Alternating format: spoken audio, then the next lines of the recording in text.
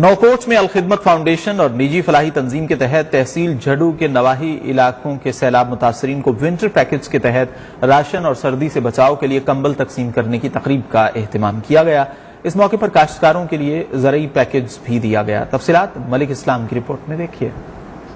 Alkhidmat foundation तहसील झुड्डू के ज़ेर एहतमाम CCI के ताउन से नवाही इलाकों के 500 सैलाब मुतासिन के लिए हुर्रियम गार्डन झुड्डो में राशन और सर्दी से बचाव के लिए विंटर पैकेज के तहत कंबल तकसीम किए गए। इस मौके पर अलखिदमत फाउंडेशन झुड्डो के सदर अजहर जमील आराई ने कहा कि अलखिदमत फाउंडेशन गुज़िश्ता 5 माह से सैलाब से मुतासिन में खाना, साफ पानी, राशन, रज़ाइयाँ, कंबल और मुतासरा इलाकों के काश्तकारों की ज़रई बहाली के लिए किसानों में ज़रई पैकेज देने का सिलसिला भी जारी रखा हुआ है। और अब अलखिदमत तामीर वतन प्रोग्राम के तहत मुतासरा इलाकों में घरों की तामीर का सिलसिला भी जारी रखा हुआ है, जहां कदीमी गांव साइदा दलियानी में 15 घर तामीर किए जा चुके हैं। उन्होंने मजीद बताया कि अब 264 में 12 घर तामीरात के मराइल में हैं और अब इन इलाकों में